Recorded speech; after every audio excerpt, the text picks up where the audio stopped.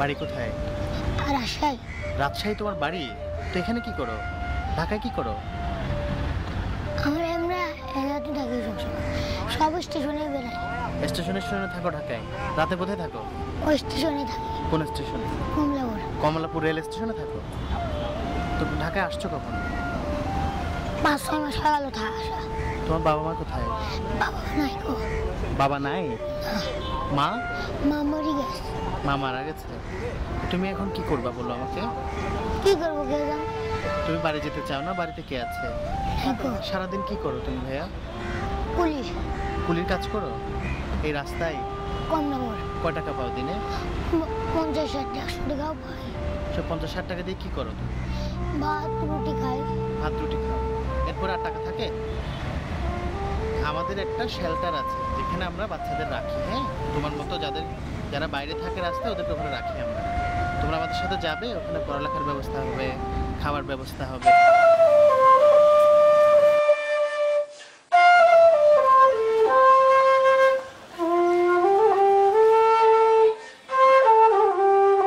So after rescuing children from the street, what we do is আমরা ওদেরকে প্রথমে আমাদের ট্রানজিশনাল শেল্টার সেতু যেটা সদরঘাট স্টেশনের সাথে, সেখানে আমরা ওদেরকে রাখি।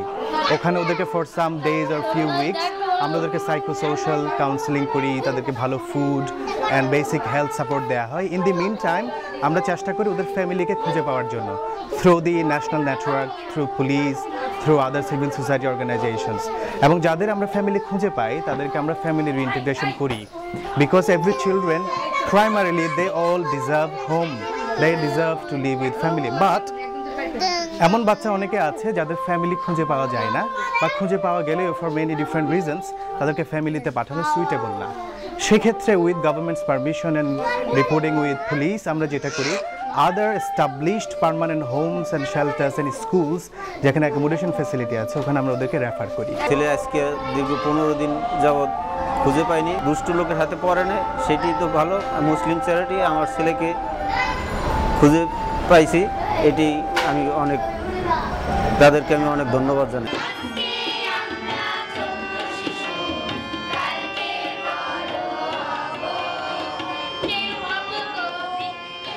We are trying to help these children through education, by providing them place to live, by providing them opportunity to have their dreams come true. মুসলিম চ্যারিটিকে ধন্যবাদ জানাচ্ছি যারা এত বড় মহৎ কাজ আমাদের ঢাকা বাংলাদেশে শিশুদের জন্য একটা নিরাপদ স্থান করে দিয়েছে। So this is one of the shelter we are visiting today. It's called Lido Peace Home in Old Dhaka. সেখানে আমাদের অনেকগুলো বাচ্চা, প্রায় 25 জন বাচ্চা ওখানে থাকছে, and alhamdulillah they are all going to mainstream school.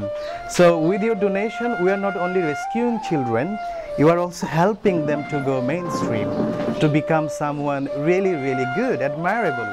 They are going to schools, they will become someone, doctors, engineers, and one day they will lead the country inshallah. আমার নাম আফসানা, আমি আগে রাস্তায় ছিলাম, এখন আমি হোমে থাকি, স্কুলে যাই, হাসি খুশি থাকি।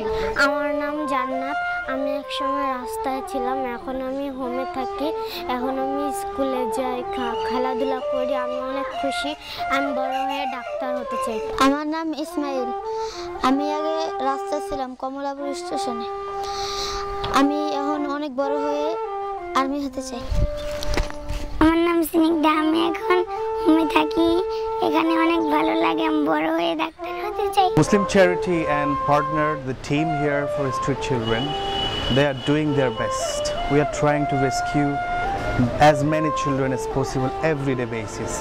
Alhamdulillah, so far we have rescued hundreds, but there are still so many children, hundreds of thousands of in different parts of Dhaka who are on the street, and with your support inshallah we would like to rescue all of them, and I hope you will continue your generosity, your prayers for these children.